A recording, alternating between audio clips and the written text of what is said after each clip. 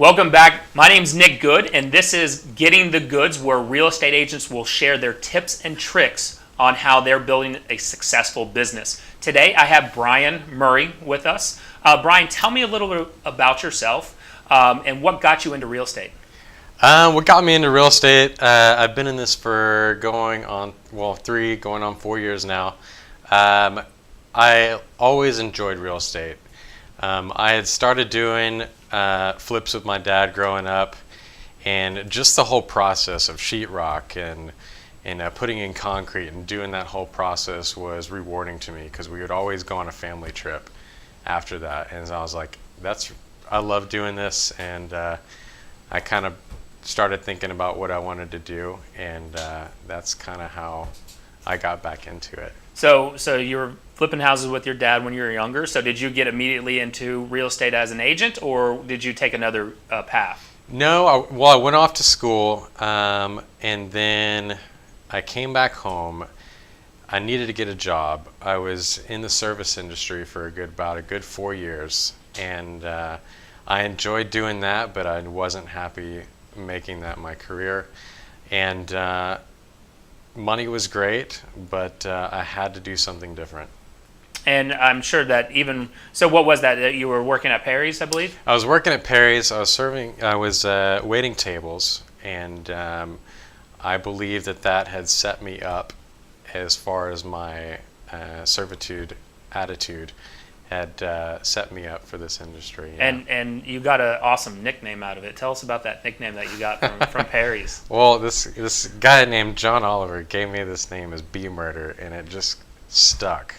And it's still stuck today, even with the team. So from here on, we're calling you B Murder, and everyone that sees you will call you B Murder. Tell me about the struggles when you first got in, and the struggles that you're experiencing even today. Well, when I first started, I didn't have that much money. I didn't really have the structure and know what to do. I was doing everything that I could that was free. I was calling FSBOs on Zillow, and that's how my business came about. A lot of my business came from for sale by owners, just cold calling people from Zillow. I took KW Bold, and that gave me a completely different aspect or perspective on things and got me to think differently. And that really lit a fire under my, you know what. Yeah. So. So you've had some success now. What kind of struggles are you facing today? My struggles today, I do need to get better at follow-up. Yeah. I know that's key in everything, but follow-up is everything. Absolutely. Yeah. The money's in the follow-up, right? Absolutely. Yeah. Absolutely. And tell us, I like having this raw here. So tell us about the low point. Have you ever thought about, was there ever a point where you thought about maybe, you were needing to go back to serving and getting out of this business? Oh my gosh, so many times. There was a point where I was eating ramen noodles and trying to provide for my family at the time. And I had thought so many times, and I noticed right as I was at that low point, I would have a breakthrough, or stuff would come along, and sure enough, it did. Yeah. And what keeps you motivated? So that low point, eventually it keeps pounding on you, and you keep having the breakthroughs. Is that past experience, does that keep motivating you? Is it family? What motivates you today when you're going through the low points? My family, the encouragement of my wife, closing deals and having that satisfaction is that you helped another family exactly what they wanted.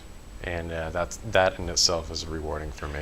And you recently had a closing that I'm super proud to promote. Tell us about that closing that you recently had, where you were up to the wire, where your client was about to be homeless. Yeah, I had kept in touch with these people for over a year now.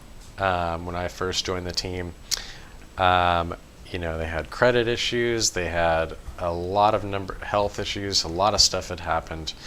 And we got down to a couple days before closing, and this deal was gonna fall apart. I had no choice but to write an email to the CEO of the company, I was like, hey, if we do not make this happen, these people are going to be homeless. The sellers of their home are going to miss out on their home. I wrote a letter to them, and we closed the deal and made it work. And I'm so thankful for that. Absolutely. I'm sure they're thankful for you to be their agents, right? Yeah. So would you think that most agents would go through that extra mile, or do you think they would just give up? More than likely not. I'm sure that if they would have gotten word from their lender that it wasn't going to work, they'd have probably left it at that. Yeah.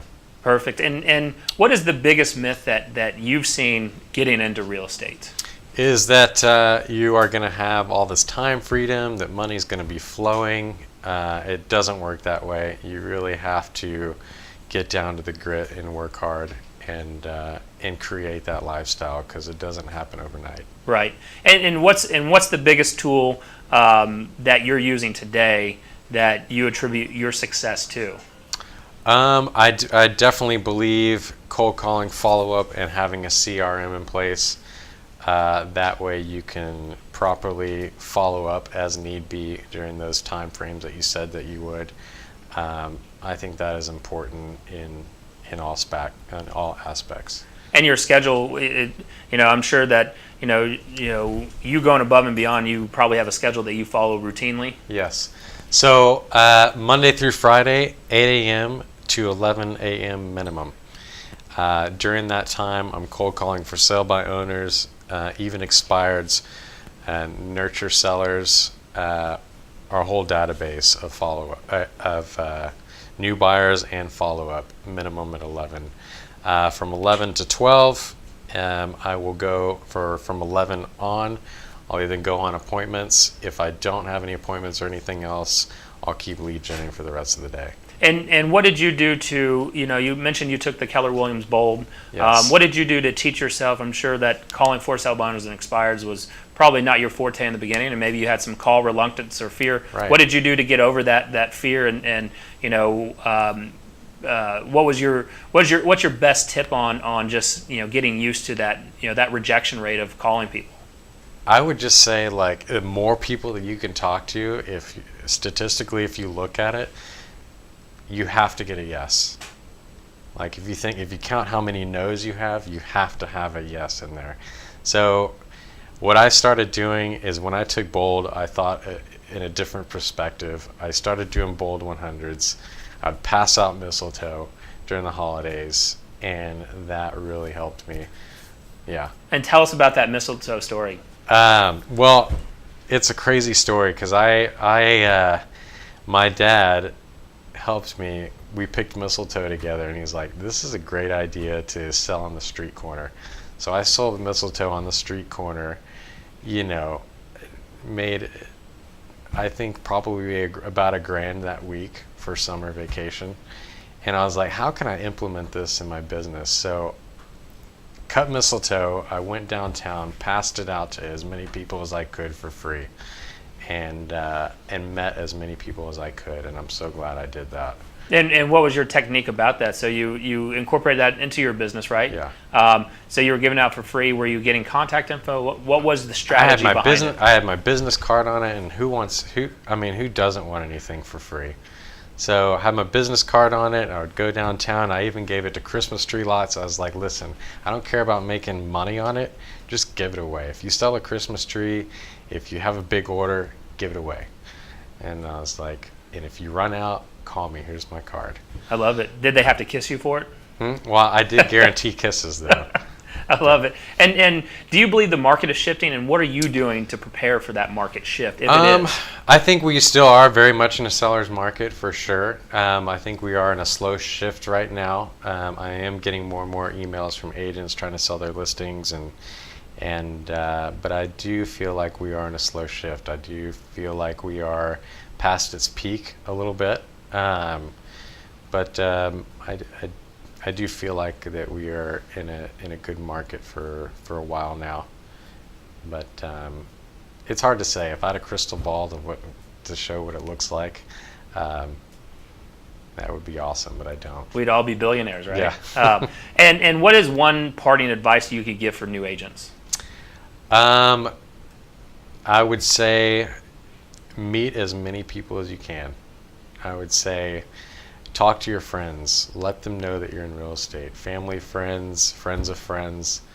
Utilize Facebook. Utilize your social media, because your sphere needs to know what you're doing. Absolutely. And, yeah. And how do people find you? They can find me on Facebook. They can find me on Snapchat, Instagram.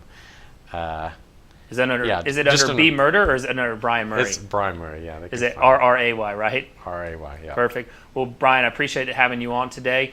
Reach out to Brian if you have any questions or if you want to hear more about his mistletoe technique. I hope you enjoyed today's episode.